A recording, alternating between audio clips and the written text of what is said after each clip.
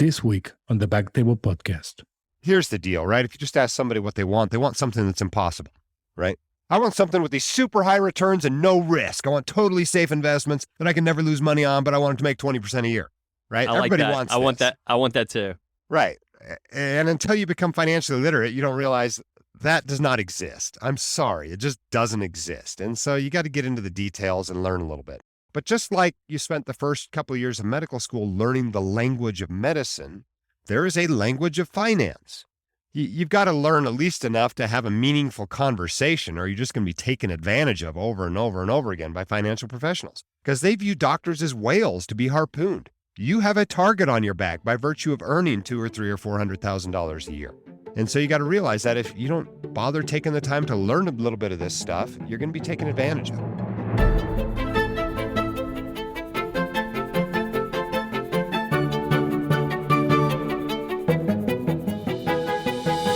Ladies and gentlemen, welcome to the BackTable podcast. If you are a new listener, welcome. For all of our regular listeners, welcome back and thank you for listening. You can find all previous episodes of the podcast on iTunes, Spotify, or our website, which is www.backtable.com. Very easy to remember. Subscribe to the podcast, leave us a written review, or reach out to us on social media. Just let us know how we can make this podcast a better resource for our medical community, and we're going to do our best to make that happen. Protect your most valuable asset, the skill and ability to practice your medical specialty. 1 out of 3 individuals become disabled during their career. Be prepared by establishing a specialty-specific disability insurance policy from the experts at DI4MDs. They represent all the major disability insurance companies that provide individual policies for physicians. Special discounts are available for all physicians, residents, and the military. Whether you have no coverage, or to compare and improve your current coverage, or take advantage of the new higher monthly benefit, contact them today at www.di4mds.com. Again, that's www.di4mds.com, or call them at 888-934-4637. Again, that's 888-934-4637. All right, guys, I'm excited to introduce our guest today. We have Dr. Jim Dahle, or better known as the White Coat Investor. If you don't know Jim, then Google him. Just Google White Coat Investor. He's a big deal. Jim was born and raised in Alaska. He is a practicing ER doc. Are you still practicing? Yes, I've got a shift in a few hours. Okay, all right, good. Well, So we won't be that long. I've been working all weekend. We're recording this over, MLK weekend. So I've had 5 shifts in the last 6 days. Dear God. All right. So we won't keep you too long. Jim is also the founder of the White Coat Investor. White Coat Investor it's like an empire at this point. It's got a lot of different facets. You guys have a blog, newsletter, forum, a couple books, and live conferences. Did I miss anything, Jim? Well, there's actually a whole lot more than that. Between the podcast, video cast, we've got 3 different communities, one on Reddit, one on Facebook, and then the one on our website, and a whole bunch of online courses as well. So basically, we try to package up this financial literacy information for docs into whatever form they prefer.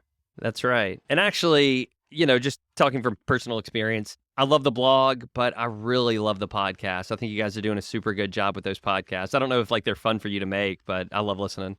Yeah, Cindy is our staff member in charge of the podcast. When I started that 4 or 5 years ago, I told her, I'm going to talk into the microphone. You're going to do everything else. And she's done a fantastic job, but there's no way I could have handled doing everything on the podcast the way I started the blog. Yeah, for sure. All right, so let's jump into it. And one of the things I just wanted to get out of the way, guys, is this is just a little disclaimer. This is a podcast. We're going to be talking about financial, personal finance and financial literacy. So consider this like a conversation between a few docs in the lounge where you're involved, but not actively involved. You're just listening, actually.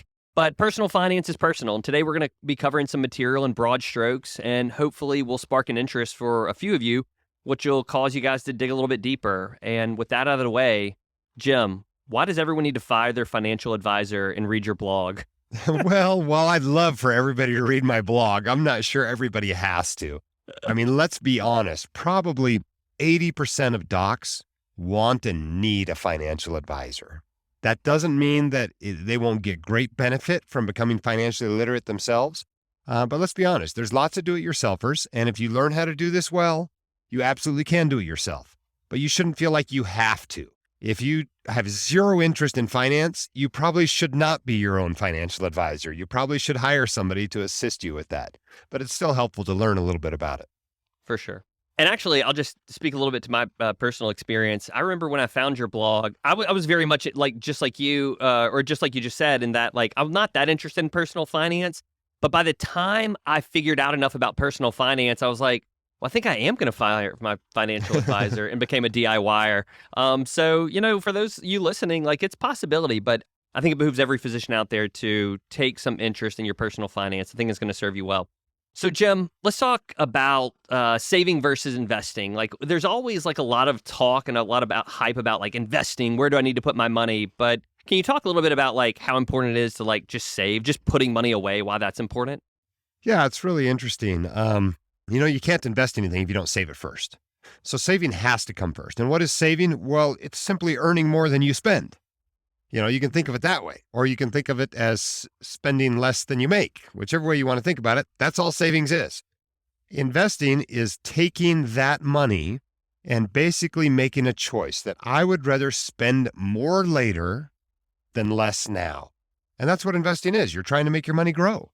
You want it to keep up and hopefully exceed inflation. No small feat these days. Mm-hmm. But that's all investing is, in some ways it's the backup plan.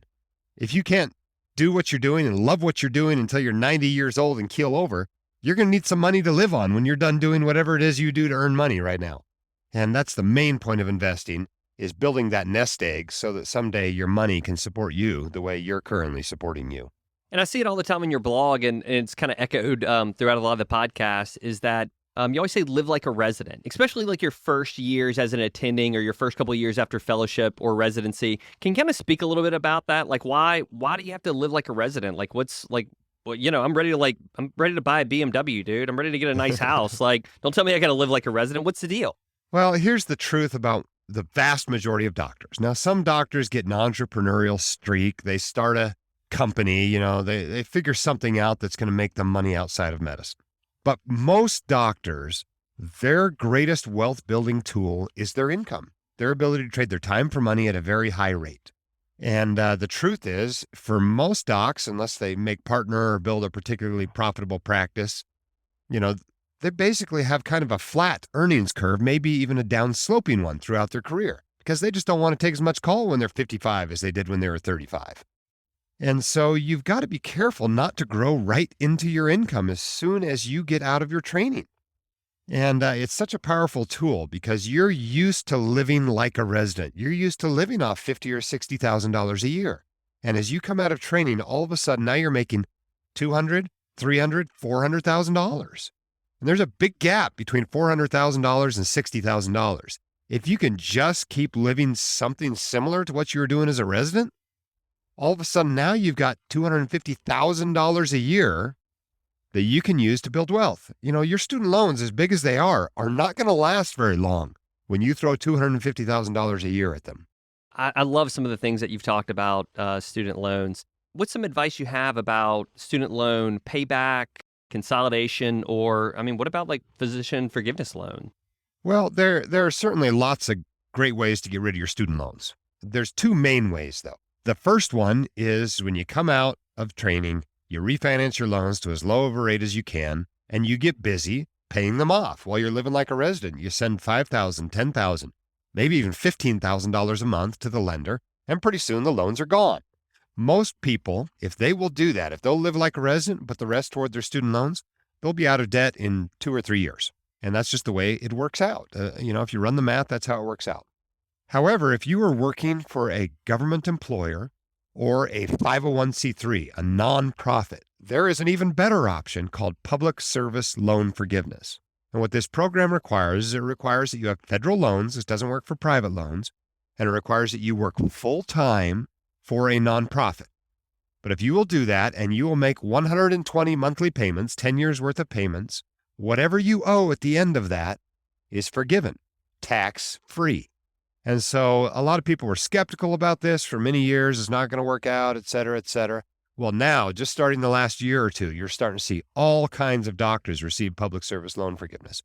It really does work. It works very, very well, particularly if you spent a long time in training and if you want to be an academic doctor.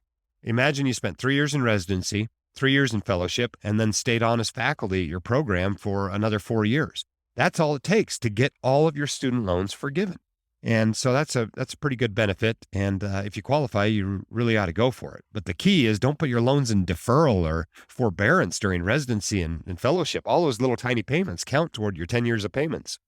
That's right. And actually, if I'm not mistaken, a lot of those, right now, aren't we in some kind of like a delayed period where you don't even have to be making payments on your loans, but it still counts towards your loan payment? Yeah, the last 2 years, we've had basically a student loan holiday. It was started by President Trump and then extended by Congress, and then it's been extended by President Biden a couple of times. Basically, by the time all is said and done, people with federal student loans will not have made any payments and have had no interest accrue for over 2 years. Right now, this holiday is scheduled to end at the end of April 2022. But who knows? I didn't think they'd extend it this far. Maybe they'll extend it further, especially in an election year. But, all of those non-payments actually count toward your 120 monthly payments of public service loan forgiveness. There are actually doctors now who will have never made a payment as an attending and will get public service loan forgiveness because they spent so long in training and then ran right into the student loan holiday. Yeah, it's crazy. So let me ask you this, like, how do you keep up with all this stuff? Like, I mean, is it you just make it your beeswax to like stay up to date on all this stuff? Or like, do you have like a team of people that kind of help you? Like, because I hear you answering questions on the podcast all the time. Like, how do you always know the answers? You just look it up right before the podcast? Well, let's be honest. Docs all have the same 50 or 100 questions, right? I'm not answering new questions most of the time. Most of the time, this is a question I've answered a dozen times, Yeah. But I just kind of got into it, and I was halfway through residency. I'd been ripped off a half dozen times by various financial professionals. And I realized if I don't learn this stuff, I'm just going to be taken advantage of over and over and over again. So I lived across the street from this used bookstore in residency called Bookman's in Tucson. Some of you have probably seen it. And I went over there and I started grabbing all the finance books. They were $2 or $3 a piece because it was a used bookstore, and I read them. I read a whole bunch of terrible finance books, but I read a few good ones. And after a while, I realized the good ones are all saying the same thing. And so it just became kind of a hobby for me. I found it just as interesting as I found medicine. And, and then, of course, since I started the White Coat Investor in 2011, it started out as a side gig that didn't make any money. But now, we got 15 people working for us now, and so this is, part of my job, part of my profession now. Part of what I do is staying up on this stuff. And it's a huge service to the medical community and other high income professionals. So it's a passion project for sure, even though it actually does make money now. It didn't for the first few years. Oh, that's awesome. All right. So another question. I'm out of fellowship. I'm making good money. I know that I don't want to blow it all, but I don't know what to do with it. Like, I don't know, do I need to put it in my 401k? Do I need to beat down my student loans?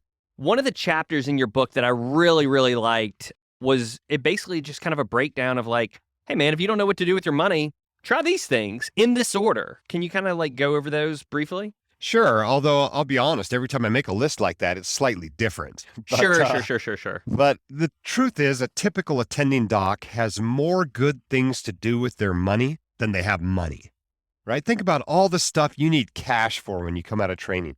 You're probably moving to a new job. That takes some cash. Maybe you're buying a house. You need the closing costs, maybe a down payment. Maybe you want to do a Roth conversion on any retirement accounts you had during training, while you're still in a relatively low income year. Maybe you need to beef up your emergency fund. Maybe you've been carrying around some credit card debt, or you have an auto loan.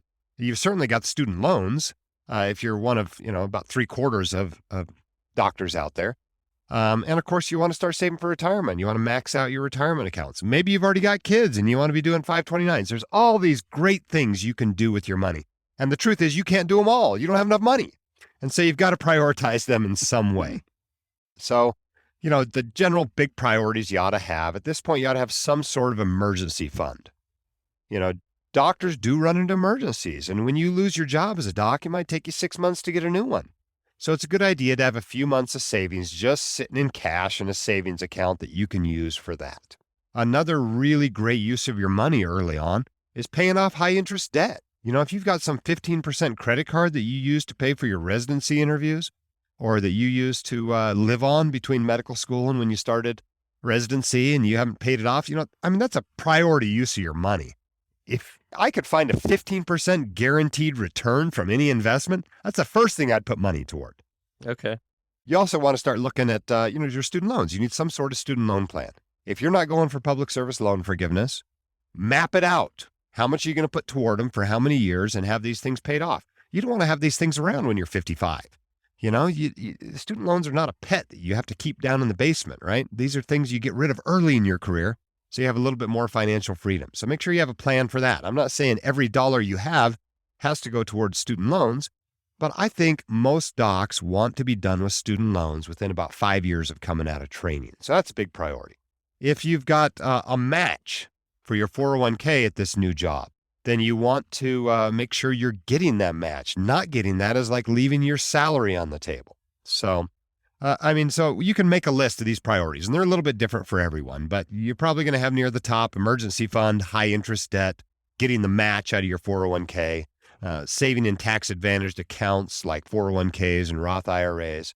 And, as you work your way down the list, you might have your 2% car loan down toward the bottom, but it's probably still on the list. And so I encourage everyone to make their own list and actually have a written financial plan for their first 12 paychecks when they come out of training. And if you'll do that, you'd be surprised how quickly you can build wealth, how quickly you can get out of debt, and how quickly you can find the financial freedom that allows you to have the career you want and also the personal life you want. Can you speak a little bit about the power of just like writing down a financial plan? Like people say it, but then like in the end, I remember when I was reading through it, I was like, I got to write it down. That seems like such a pain. Like I got it in my head, like it's all right up here between the ears. But can you kind of speak to why like it is helpful to actually write down your financial plan? Well, think about it like when you do an H&P, right? You're admitting someone to the hospital and you're sitting there writing the H&P. And you go through it and you're like, that sounds stupid. That's a dumb plan. Oh, yeah, I forgot this. Of course, I've got to address the urinary tract infection too, or whatever it is, right?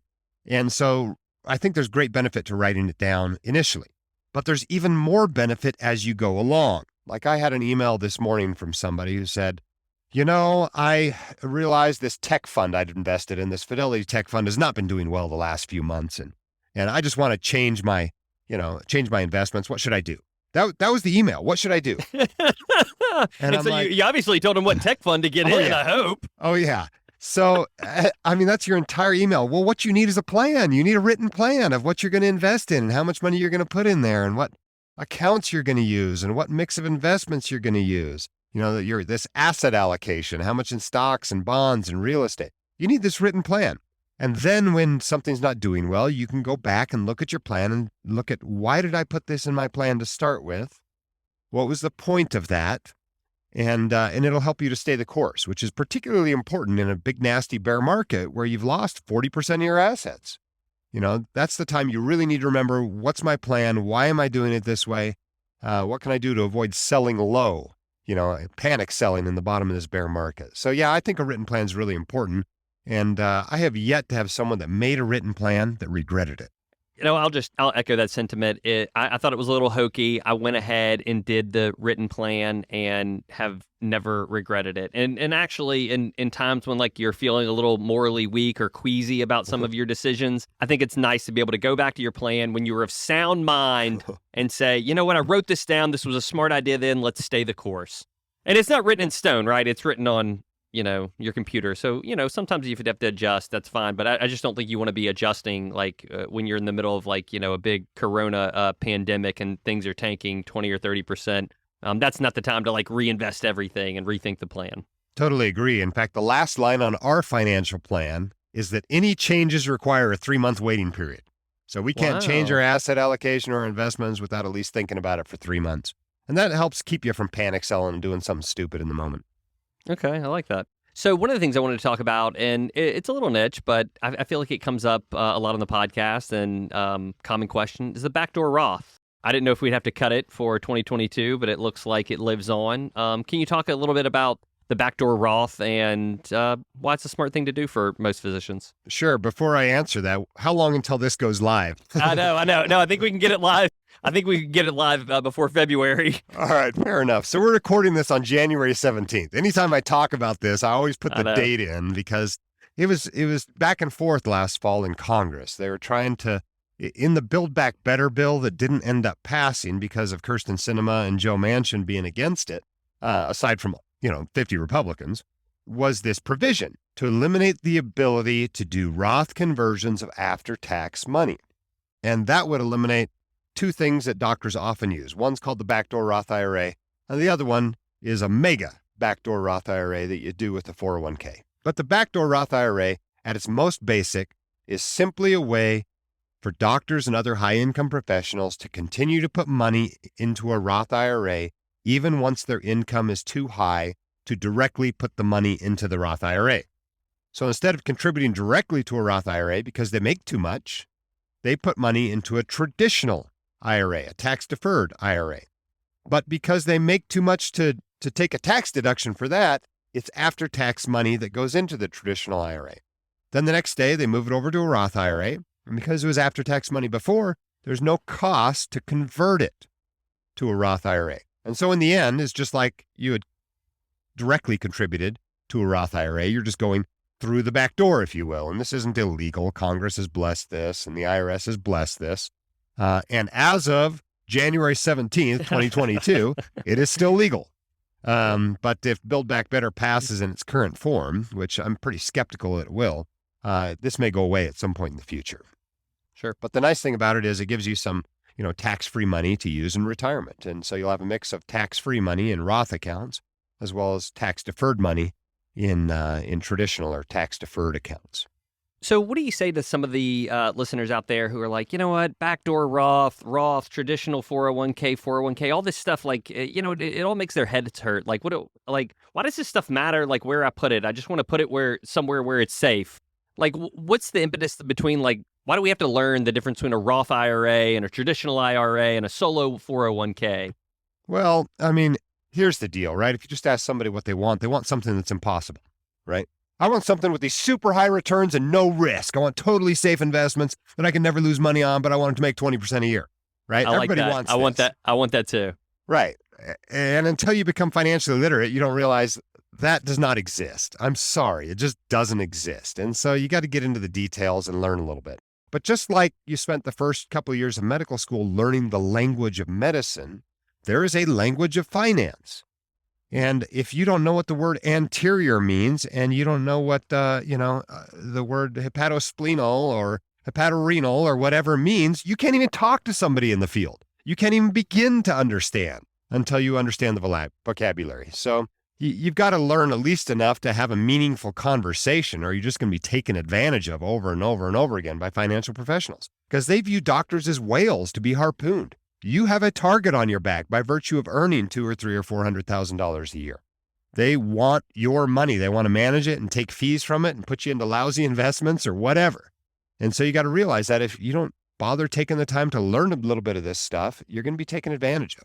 And yes, you're going to have to learn what a Roth IRA is and what a solo 401k is and what a marginal tax rate is. And there's no way around it. The sooner in your career you learn this stuff, the better off you're going to be. So I recommend you start learning about it, at a minimum as soon as you're leaving training, but maybe even a little bit during training. I noticed also from the podcast that you started giving out the White Coat Investor book to incoming medical students around the country. Can you talk a little bit about that? Yeah. So we started about a year ago. I published a book called The White Coat Investor's Guide for Students, and it's designed specifically for medical and dental students. And we like them so much that we're giving the book away free to all first year medical and dental students in the country. And we did it last year. We're doing it again this year. The only requirement is someone in your class has to volunteer to pass them out. We call that person the WCI champion. And if someone in their class will volunteer to pass them out, we will not only send them a book for everybody in the class, but we'll send them a T-shirt. And if they send us a picture of the class holding the book, we'll even send them a tumbler. How easy can it be? All you got to do is take the books, put it in their box in the student lounge, right? It's not that complicated. But you'd be surprised. We haven't been able to give them all away. So, what's amazing is last year we gave it away to, I think, about 2/3 of the first-year medical and dental students in the country. And we've been doing it now for the last 3 months for this year's class. And I think we've only reached about 1/3 of the students in the country. So if you know somebody that's a first-year medical or dental student, have them contact us, sign up to be the WCI champion, and we'll send them enough books for everybody in their class. That's right. Public service announcement. These books they're going out free. All you got to do is just email the White Coat Investor Complex, and they'll get them to you. I hope LSU New Orleans and LSU Shreveport are on the list. I don't know. Megan, one of our staff members, handles that. I'm not sure if they're on the list or not. It wouldn't surprise me if they weren't, though. You know what? How about this? I'll do this for Megan. I'll email her and I'll give all the books out to LSU New Orleans, Tulane, and Ochsner. So three medical schools in one city. I'll hit them up and I'll get a tumbler. Well, it's technically got to be someone in the class passing. Oh. So, but if you can find a Okay. volunteer, that would go a long way. Okay, all right. I'll get somebody a tumbler. All right, so one of the other things I wanted to ask you about is kind of a different retirement vehicle, maybe a little nuanced, but something called a health savings account. Like that seems like a pretty cool deal, and I've read some things about like it being a savings vehicle. Can you kind of talk to the health savings account? Like what is that, and why that might be a good reason to put some money into? Yeah, these are super cool. This is my favorite investing account, the first one I fund every year. And the reason why is it gets better tax treatment than anything else out there. It's better than your Roth IRA. It's better than your 401k. It's better than everything. Now, when people think about a health savings account, they think about, oh, you just use that to pay your healthcare expenses. And that's true. But what it really is a stealth IRA. It's like another retirement account. Here's the way it works. You can put, if you have a family, which is you're either married or you have one kid, you can put $7,300 into it in 2022. If your only insurance plan is a high deductible health plan, right? You have to have a high deductible to be eligible to use an HSA. But assuming you have a high deductible health plan, you can fund an HSA. And if you're a family, it's $7,300 this year. If you're single, it's half that. But that gives you a tax break. You get a tax break up front. That is now $7,300 you do not pay taxes on this year, which is great. And then that money doesn't have to just sit there in some piddly dunk savings account making nothing. You can invest it in mutual funds, just like you would your 401k. And as it grows in a tax protected way, just like your 401k or your Roth IRA.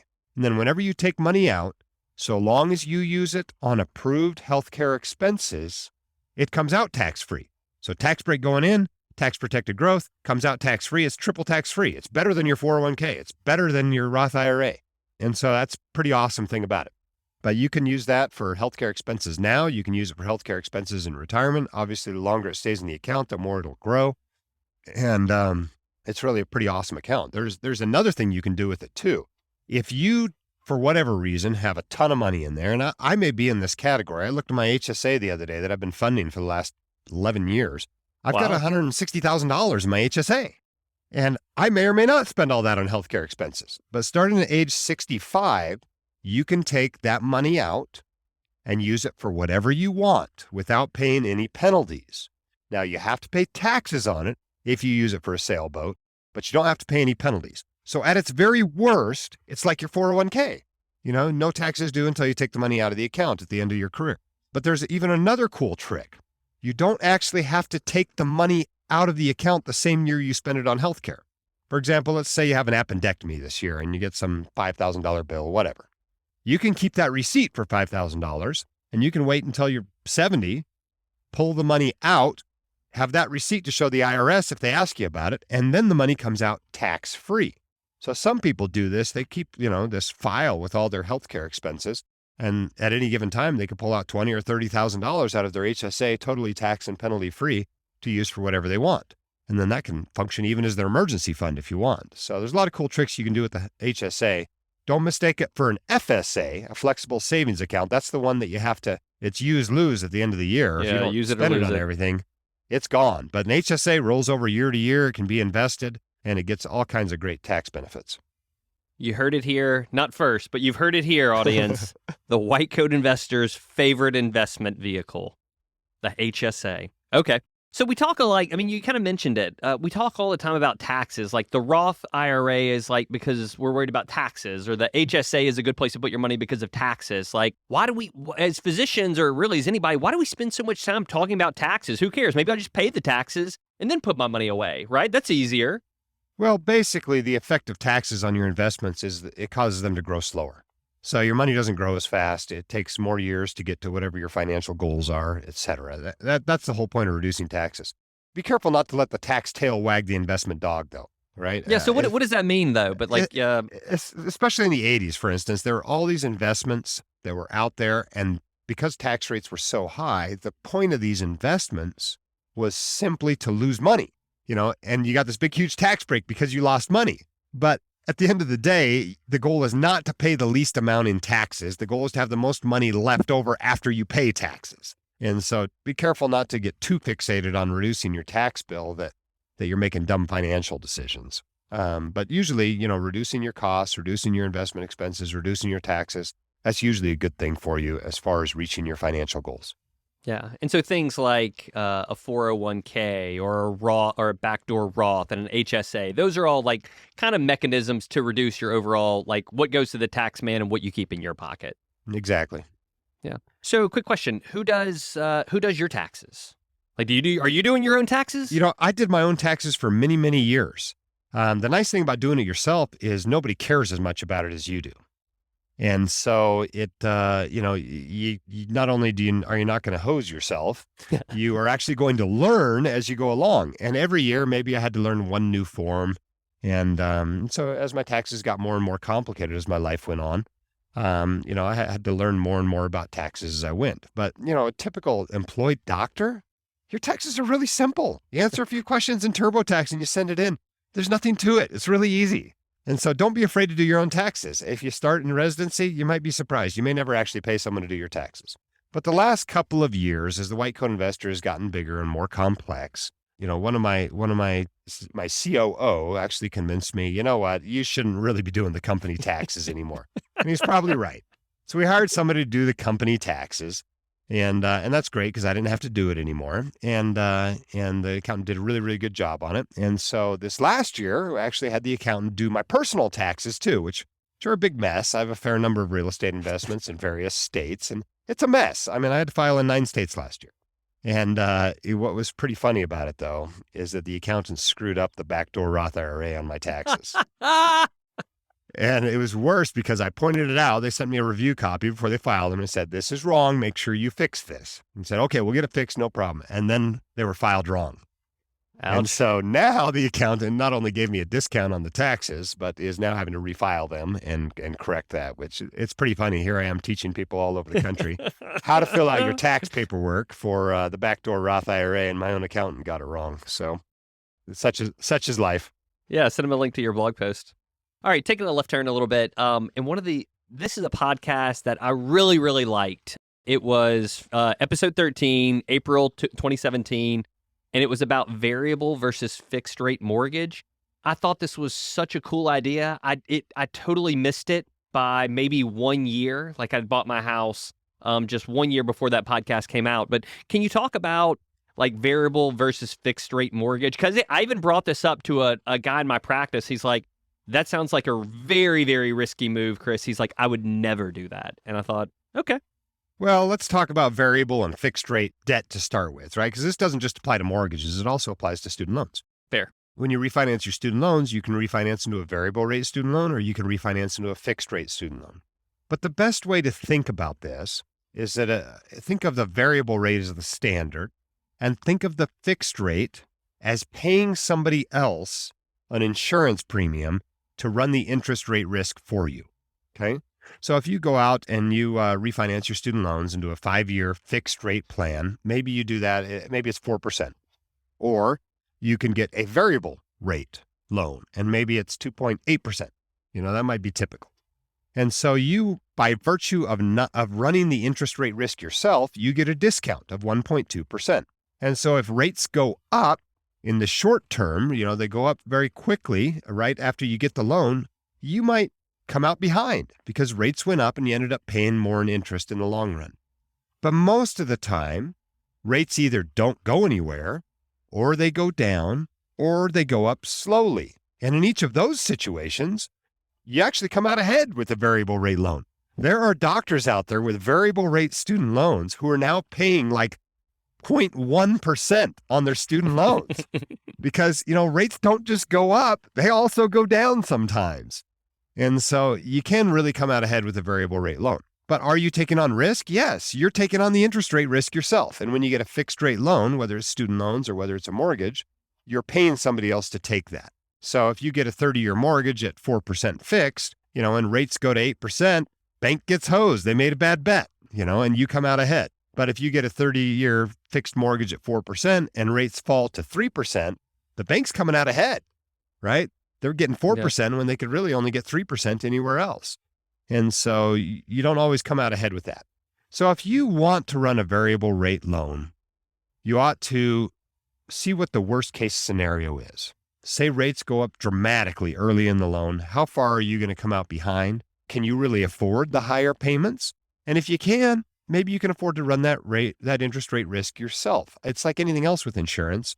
If you can afford the bad things happening to you without buying insurance, then you don't need to buy the insurance. But, when you get out there to 10, 15, 20, 30-year loans, maybe it's worth, paying somebody else to run that risk for you. But on a 5-year student loan that you're planning to pay off in 3 years, no, man, you can run that risk yourself. Same thing if you're going to be in a house for just like 5 years, right? Nothing wrong with getting what they call a 7-1 variable rate loan. It's basically fixed for 7 years, and then it goes variable. Well, if you're only going to be there for 5, it's a fixed loan for you, and maybe you got a lower rate than you would if you'd gotten a 30-year fixed by getting that 7-1 ARM is what they call it, adjustable rate mortgage. So just be smart about how you think about it. Understand the consequences either way. The thing that kind of spoke to me about this was like how many ways it could go right for you. I think everyone automatically, when you think about like an adjustable rate mortgage or a variable rate mortgage, is that you always think about, oh, what if it goes up? What if it goes from like, we're, 3%? What if it goes to 20%? But like you said, most of the time, it's like small incremental, like maybe it goes up, but then maybe it also drops back down. I mean, there's a lot of different ways it can work out for you.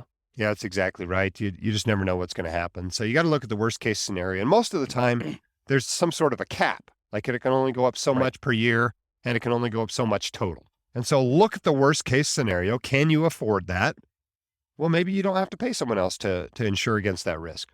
Yeah. And I thought that was such a neat way of framing it, is that like really what you're doing like with the fixed rate mortgage is like you're capping your downside. It's like an insurance play. And so you're paying a premium for that, for basically a less risky mortgage.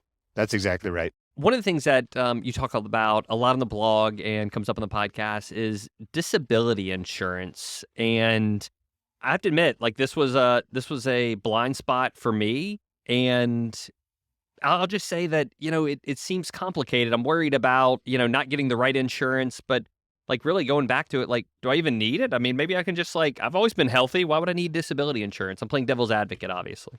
Yeah, well, it turns out that you're far more likely to become disabled than you are to die. And thus, disability insurance costs a lot more than life insurance. If you go buy a 30-year term life policy, you get $1 million policy for $500 or $600 a year, if you're a young, healthy resident. But disability insurance costs some money. You generally pay somewhere between 2 and 6% of the amount of income you're protecting. So if the benefit for you, if you got disabled, is $10,000 a month, you're going to be paying $200 to $600 a month to protect that. So it's not cheap. And the reason it's not cheap is because doctors use it all the time. Think about how much time and money and effort you have invested in you, in your specialized knowledge, your specialized skills, whatever specialty you might be in. Now imagine that you cut off your thumb and all of a sudden you can't do what you just spent the last 10 or 15 years learning how to do. Doesn't that seem like something really valuable, something worth insuring? And that's what disability insurance does. It insures your ability to make a living, whether that's from an illness or whether that's from trauma or whatever it might be. And so I do recommend any doctor who's not already financially independent that they own a disability insurance policy, an own occupation disability insurance policy. And really the time to buy that is right when you come out of school. As an intern is when you ought to be buying this thing, not only because it's cheapest then, but also you're least likely to have any medical problems. They're going to keep you from getting it at that point. So can you talk a little bit about like what is like an own occupation? Because so we have a lot of, I think about our audience, like a lot of urology, a lot of ENT, a lot of interventional radiology, or people in like the vascular and endovascular space. So like a lot of like proceduralists, but like there's a lot of room, like say I lost my thumbs, God forbid, I could still practice as a radiologist, but what does own occupation or own onc kind of like mean? Like how is that different from just other disability insurance? Yeah, especially in the procedural specialties, own occupation, specialty specific coverage is what you're looking for. If you are an ENT and you are practicing as an ENT when you become disabled and you can no longer operate, you want that thing to pay out the whole benefit. Maybe you bought $15,000 a month of benefit. You want to be getting $15,000 a month. Even if you can go to the medical school and give some lectures, even if maybe you can still go to clinic and talk to people, even if you can write books or something, you want that thing to pay. Because if you look at something like Social Security disability, the way it works is if you can work at anything, it doesn't pay. If you can, be a housekeeper, it's not going to pay you, even though you're trained as an ENT. If you can do anything, it's not going to pay you. And so that's the point of an own occupation policy, so that if something happens to your most valuable asset, you can actually get paid for it. Yeah. And are there still insurance companies out there that are writing own occupation policies? Because actually this came up on our forum, there's a professional forum and people were kind of talking about, hey, is this even out there anymore? And everyone was kind of throwing out some anecdotal experience. But I know in your podcast, on your website, you have some very valuable resources in that respect. Yeah, for sure. You can still get own occupation policies. Basically, these are sold by what they call the big 5 or the big 6 companies. And the way to get it is to go to an independent agent, right? It's a broker. He can sell you a policy from any of these companies.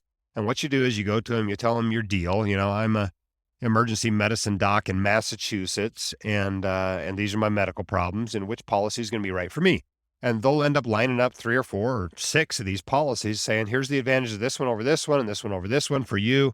And you probably want this one in this state, but you might want to consider this one. And they walk you through the details. Because a term life policy, it's super straightforward, right? You're either alive or you're dead. If you're dead, it pays out. If you're alive, it doesn't, right? Black and white. I mean, I'm an emergency doc. I see all the gray in between life and death, and it only lasts about 15 minutes, right? Disability is not like that. By comparison, it's 50 shades of gray. So the policies are complicated. The policy might be 50 pages defining what's disabled and what isn't. It's really helpful to have an expert to walk you through this. It does this for hundreds of doctors a year. And so on the website, we have a recommended tab for insurance agents. And all of these 10 agents are people that do this for hundreds of doctors a year. They know the ins and outs of all these policies every time they change, which one's best in any given state, any given specialty, any given gender, any given medical problem. And they can shop you around informally so you don't actually get denied a policy if you have some medical problem. They can say, I don't know if you're going to get this one. Let me call my buddy in the back office at Guardian Berkshire and see if they'd even write this policy. And so they can do that for you because they have that experience. Whereas if you just go looking for somebody that just hung out a shingle and isn't doing this already for hundreds of doctors a year, you're going to, you might get hosed. You might encourage you to apply, and now you've been denied, and now you can't get insurance anywhere else. So yeah, you want to use an experienced and independent agent, not someone that just represents one company, someone that can represent all of them. Okay. And we'll link to a lot of this stuff in the show, but there's a place on your website where we can find stuff like that, right? Absolutely. The recommended tab at whitecoatinvestor.com. Yeah, I like the recommended tabs. So is the recommended tab legit? You guys, you've either used them or you vetted these guys? The recommended is this is the stamp of approval. Feel good about this. Yeah, pretty much. So, Good. I mean, it depends on the service, right? How much they've been used. You take the financial advisors, we make them fill out an application.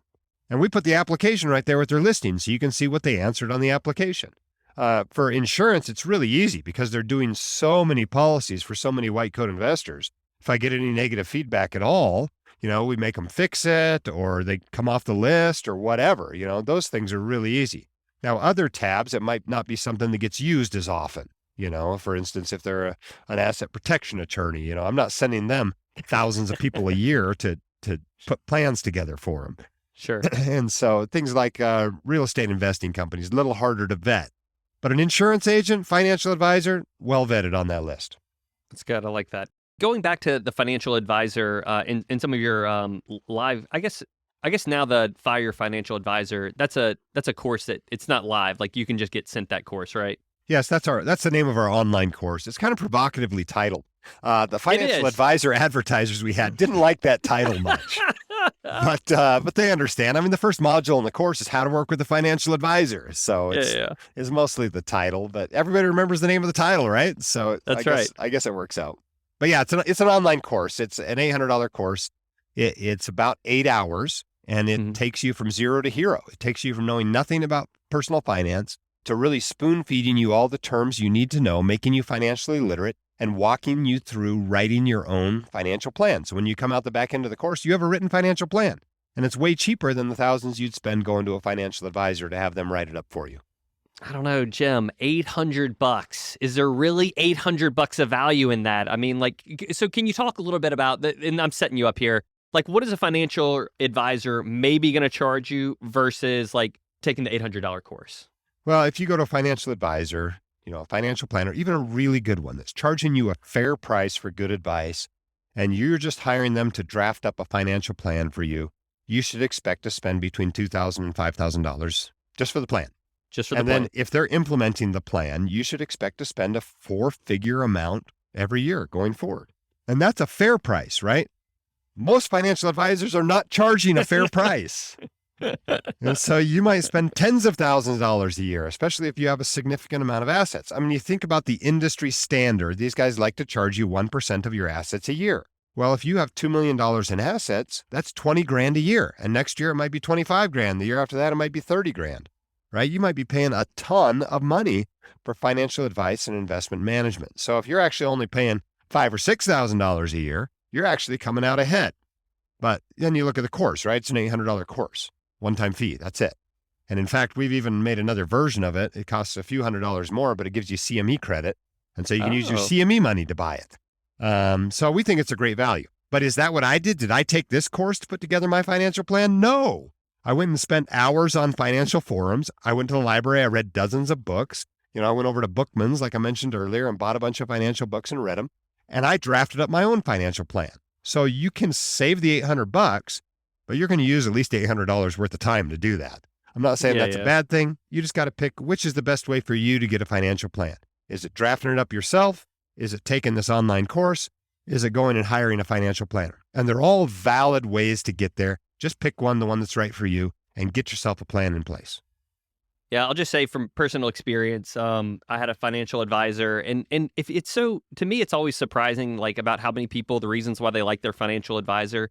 It's usually like a cousin or a buddy of theirs or a friend of a friend who's their financial advisor, and they're like, you know what? I know this guy's not going to rip me off. And I'm like, man, that's the bar that you just don't want to get badly ripped off. But like in my case, like the financial advisor wasn't a good fit for a couple of reasons, and it's not because he was a bad meaning guy. It's just there's just a lot of power in doing it yourself, or at least knowing the right financial planner for yourself. Well, let's give listeners the truth here, right? Yeah. Anybody can call themselves a financial advisor. Okay. And so what has happened is the vast majority of people out there calling themselves a financial advisor are really salesmen in disguise, masquerading as a financial advisor. They sell products. It might be whole life insurance policies. It might be annuities. It might be loaded mutual funds, these commission mutual funds that they sell it to you and they get a commission. And the problem with that model of paying for advice is you get this biased advice and you end up with the worst products because the worst products have to pay the highest commissions in order to be sold. And so you end up with the worst possible investments after going to this person for advice because that's how they get paid. So when you go to a financial advisor, perhaps the most important thing is that they are a fee-only advisor. They only get paid a fee for their advice. And you would think this is the way all financial advisors work, but it is not how all financial advisors work. And oftentimes, what you discover when you go to see a friend or a cousin is that they are one of these other types of quote unquote financial advisors. They are a salesman. And now you have to fire your cousin and then see your cousin at weddings. You have to see your cousin at family dinner. This is bad. I would encourage you not to use your cousin, not to use your brother-in-law, because it's just too hard to fire them. So far better to find a real financial advisor that it's a business relationship, not a personal relationship. I mean, I can't tell you how many docs I have talked to who have gone to somebody they knew and been ripped off. I mean, I got ripped off. A good friend of mine interned for a large, well-known whole life insurance company and sold me a whole life insurance policy as a medical student. With nobody depending on me, a whole life policy. I mean, it's basically financial malpractice, right? And so that's what happens when you just rely on somebody that is they may not know as much as you think they do. Sure. Yeah. Sometimes well-meaning, not always right. Malice, It's right? Completely well-meaning. It wasn't malicious whatsoever, but he just didn't know what he didn't know. Sure. So one of the things I really like from your website is the resources that you guys have available. So can you talk a little bit about Like, so you guys got books, you got the blog, you got the podcast, you got the forum. Can you kind of talk about like the different ways you guys are trying to package up like financial literacy and why there's so many different ways to kind of take a look at it? Like, do I need all this stuff or can I just read the blog? Yeah, well, here's the deal, right? What we've discovered over the years is that people do not follow us in every format. It's very segmented. The people that are in the Facebook group may not read the blog at all. And the people that listen to the podcast have probably never been to the YouTube channel. And so, it's fairly similar information no matter how you like to consume it. Some things work better for different purposes than other things. For example, you might want to go to the YouTube channel for a video to walk you through filing your Backdoor Roth IRA tax form, right? That's our most popular video there because it's walkthrough. It's like when you want to fix a little something on your car and you look up the YouTube video, right? It's the same principle. But we've got, but we all learn differently. Like my preferred way of learning is not actually reading blogs. I don't like reading blogs. I love writing blogs, but I don't actually like reading blogs very much. And I detest watching videos. If it's not something I'm going to, fix on my car or something, I am not watching a video for it. You know what I like? I like books. I like forums. I like interacting with other people and bouncing ideas and asking questions and answering questions. That's how I learn personal finance. But everybody's not the same. Some people are like, no, man, podcast is where it's at. I listen to the podcast. I got a 40-minute commute each way. I like to listen to it while I work out. And so we try to put it into every format for every person. We don't expect everybody that ever comes to the White Coat Investor website to come to our live CME conference, right? That's kind of our premium item. It's not cheap. But you know what? It's a really cool, immersive experience. And but it's not right for everybody. If you don't want to go to a conference across the country to learn about personal finance and investing, you may just prefer to read the blog or watch the videos or take an online course or whatever. So whatever you prefer, we packaged it up: books, videos, courses, conferences, podcast, videocast, blog, even an email newsletter. It can arrive in your email box every month, and we'll teach you personal finance that way. Whatever you prefer is how we're trying to give it to you. That's really cool. That's really cool. And actually, so a guy who was on the podcast before you, Leaf Dahle? Yeah. So Leaf was on the podcast. So he's a part of like the White Coat Investor Club. And then I forgot who's Passive MD. This is an anesthesiologist by the name of Peter Kim that lives out in California. So Leaf's big focus at the Physician on Fire is on personal finance, financial independence, really, and retiring early. So if you're like, you know what, maybe medicine wasn't everything I expected it to be, I kind of want to punch out at 45, that is the blog for you. He will guide you how to do that. He retired from anesthesia at 43. If you're very interested in building a passive income, particularly with real estate, Peter tends to write toward that. And you can find more information at Passive Income MD there. They're both part of the White Coat Investor network of blogs. Yeah, I thought those were really cool. In fact, I got hooked on Leaf early when I thought like, man, that's the path. I can't keep doing this until I'm 55. But what you kind of end up realizing is like the closer you get to financial independence, and then all of a sudden it's like having this like FU feeling, like it's like, I don't need this. And so it's like a big weight lifted on it when like you're going to work because you want to, not because you got to. Yeah, exactly. I've loved practicing medicine without needing to practice medicine. It's really wonderful. You can all of a sudden, the administrators have no power over you. It's like, what are you going to do? Fire me? I don't care. Okay. I don't care. Truly, it's having FU money. So, yeah.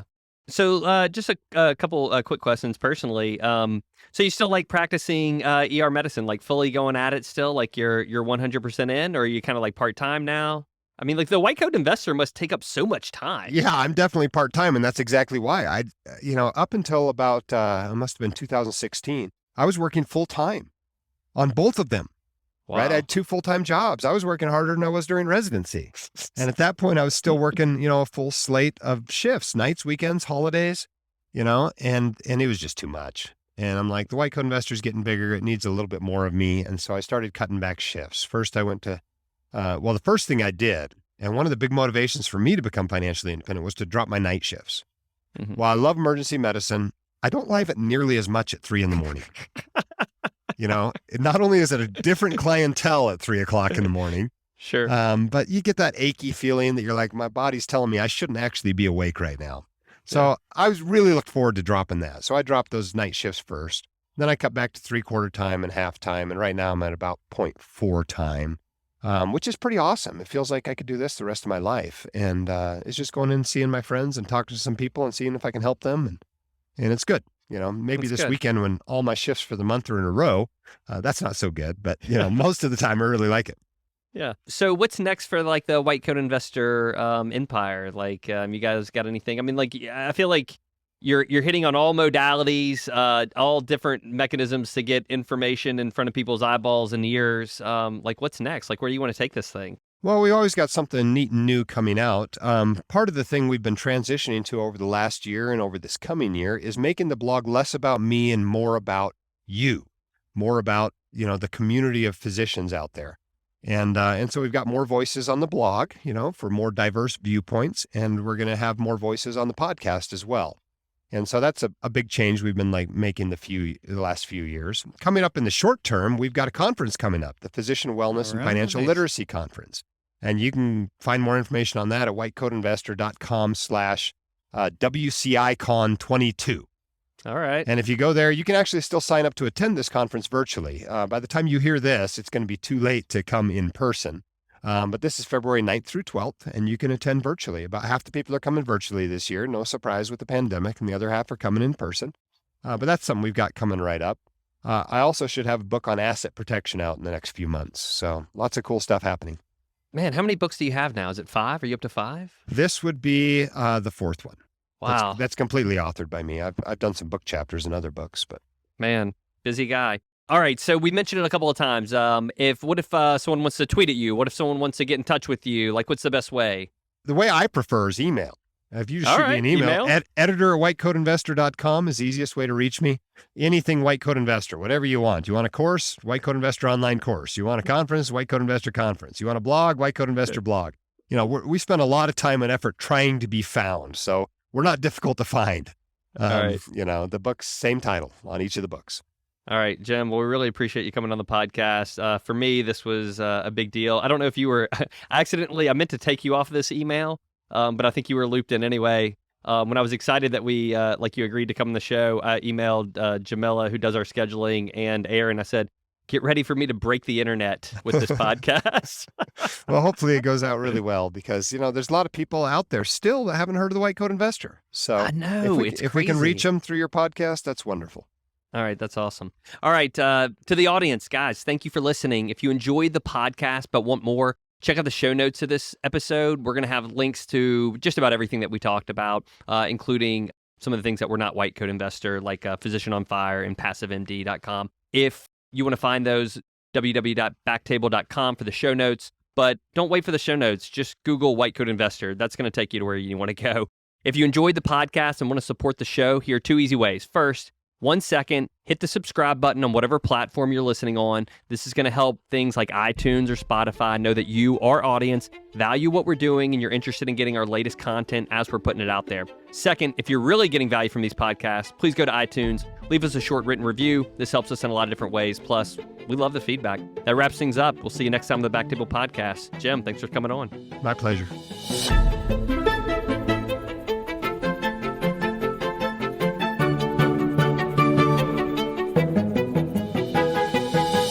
Thank you so much for listening.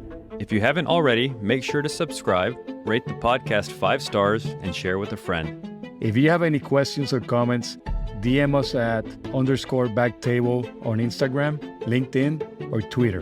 BackTable is hosted by Aditya Bagrodia And Jose Silva. Our audio team lead is Kieran Gannon, with support from Caleb Hodson. and Ness Smith-Savadoff. Design and digital marketing led by Brian Schmitz, with support from Ishad Sangwan, and Vedavi Patwardhan. Social media and PR by Chi Ding. Thanks again for listening and see you next week.